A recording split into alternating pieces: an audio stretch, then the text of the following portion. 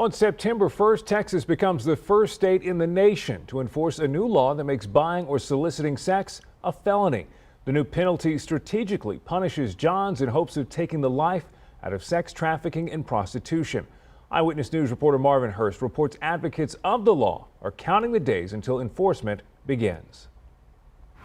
So we got a call into the reward line about a place where women are being prostituted. Trying to stop sex trafficking has been driving Dottie Laster for 18 years. In the documentary The Cantinera, the New Braunfels resident and others work the streets of Houston on a rescue mission. I've rescued victims that are low income, immigrant, U.S. citizen, male, female, teen, young adult. But I also have rescued victims that are upper income, totally connected in society, huge, amazing social ties and talent that are destroyed. In the film, Liliana says her mother sold her into a life of drinking as many as 30 beers a night, then pleasing men for money. It's not the movie Pretty Woman. It's not benign. It's not the silly play Best Little Whorehouse in Texas.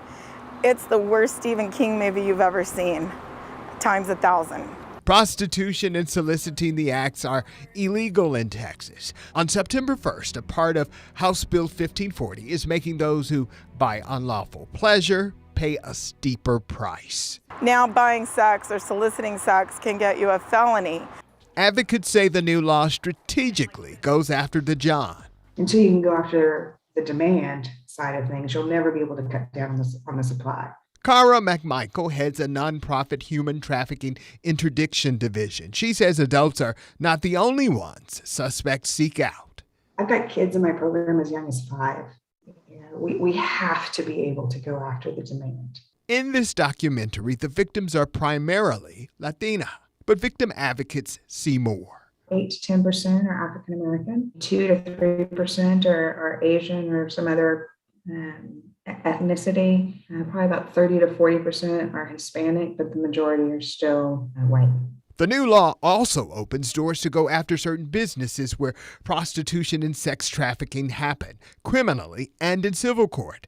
This comes too late for Liliana, but maybe for others forced to work as she did. It's about time.